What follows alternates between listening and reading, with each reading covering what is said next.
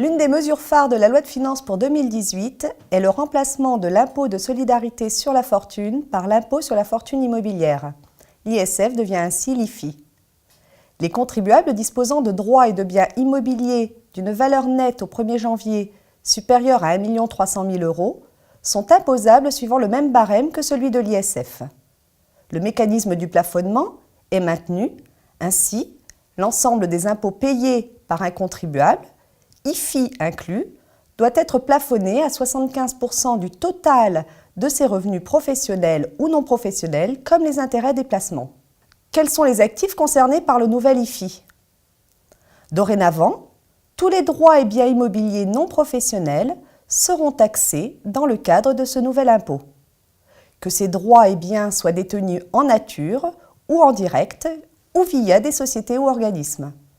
Cela signifie que tous les véhicules de pierre-papier sont impactés par cette réforme et sont imposés à l'IFI.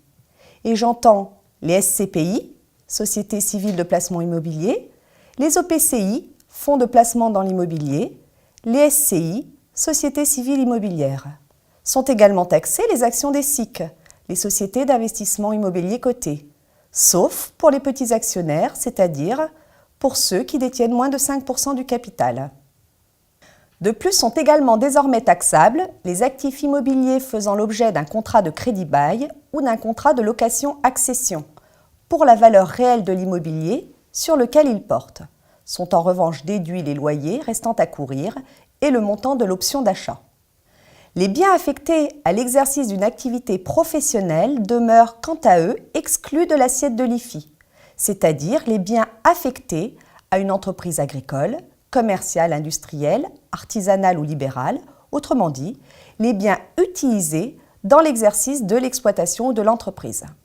Et là, deux situations sont à distinguer.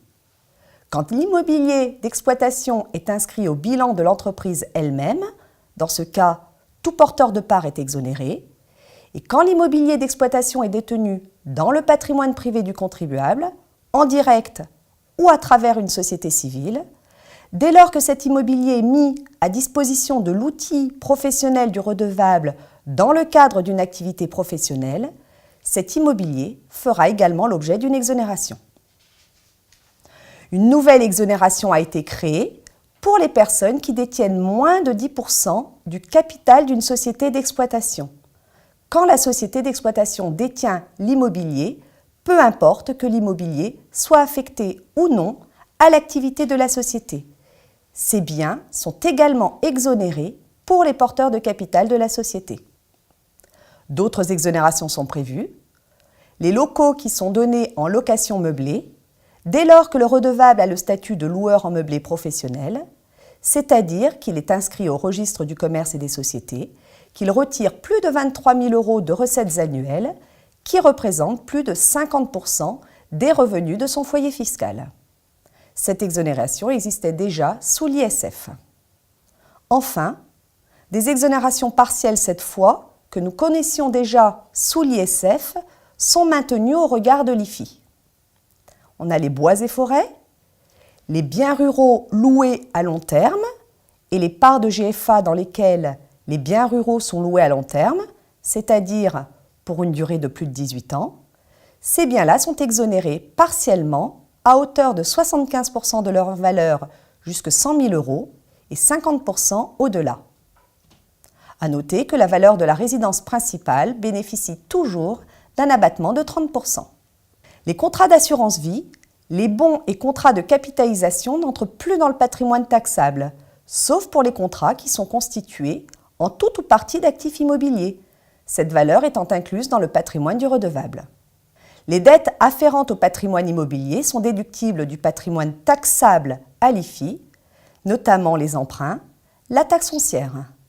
Toutefois, les prêts in fine, qui consistent à payer la totalité d'un bien immobilier à l'échéance de l'emprunt, ne deviennent déductibles qu'à hauteur d'un coefficient annuel de dépréciation.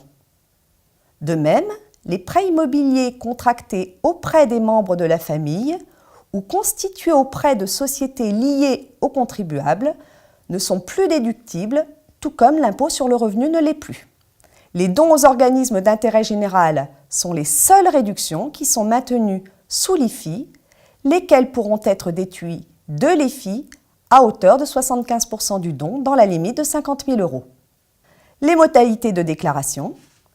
La déclaration d'IFI est réalisée dans une annexe lors de la déclaration d'impôt sur le revenu, quel que soit le niveau de patrimoine, et elle doit être déposée dans les mêmes délais de la déclaration de revenus en avril-mai 2018 pour l'IFI 2018.